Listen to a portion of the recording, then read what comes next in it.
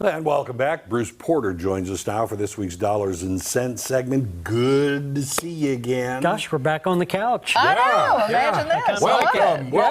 We're going to talk exit strategy again for people who are, talking about that retirement. It's right there, right down the road. Well, I mean, we need to discuss that because every good financial plan's got an exit strategy. Mm-hmm.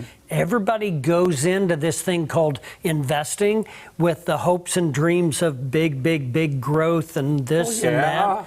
Well, so you've done that your whole life. Okay. And now, what's your goals, objectives, and priorities? And I refer back to that a lot because people need to revisit that constantly. Yeah. Because as life happens and we all get older and we're approaching retirement, now the objectives may have changed. The goals may have changed.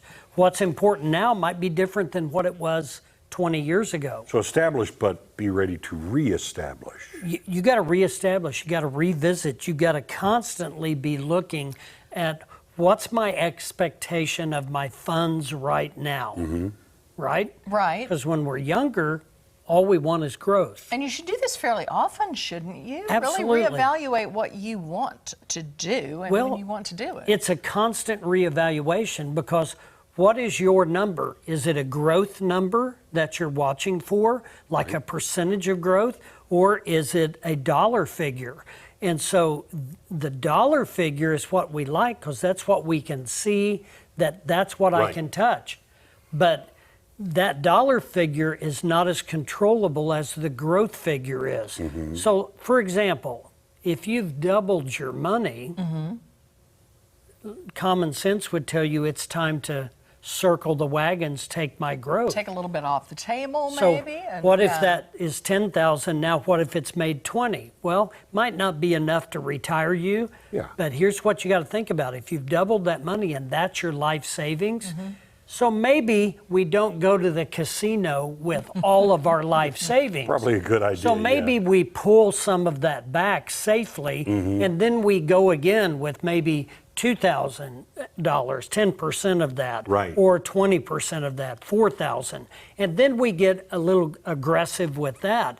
But to stay aggressive with your entire life savings in the volatile environment that we're in right now, I think people need to pay attention to that because what's going to happen, and it's happened every time before, you're going to get stung. Yeah. You're going to be here one day, and then before you can make a move, it's going to be here or as you're approaching retirement. But that doesn't mean that you have to put everything, let's make everything conservative.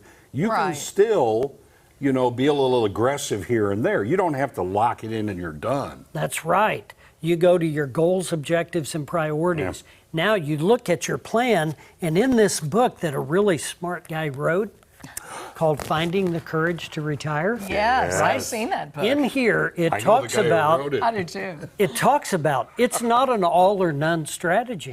It's a good balanced mix that constantly changes as you reevaluate your position as you get older. Now, obviously, as you get older, you're going to be more conservative. As you're younger, you're more aggressive. So that just kind of makes sense. So this just says, if you've got the courage to retire, make sure financially you can. Yes. Always a good idea. And that's what everybody wants to do. But you do have to, consider, is your home paid for? What expenses do you have that you're going to have? So let's not gamble that away, right? That's right.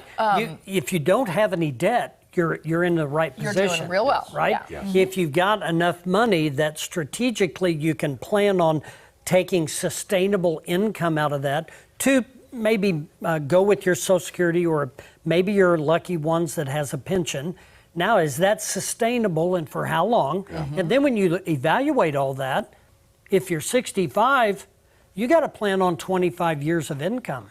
Yeah. At least it's a good idea. 20 years is not quite enough because mortality is going up. All right, if people want more information, want to ask you questions, want to find out about the book, how do they do this? Go to resourcecenterinc.com, or you can call us at the office, 882-1800. Be glad to sit down and just review where you're at. Doesn't cost you a thing to do that. That is good information to know. Thank you so much. All right.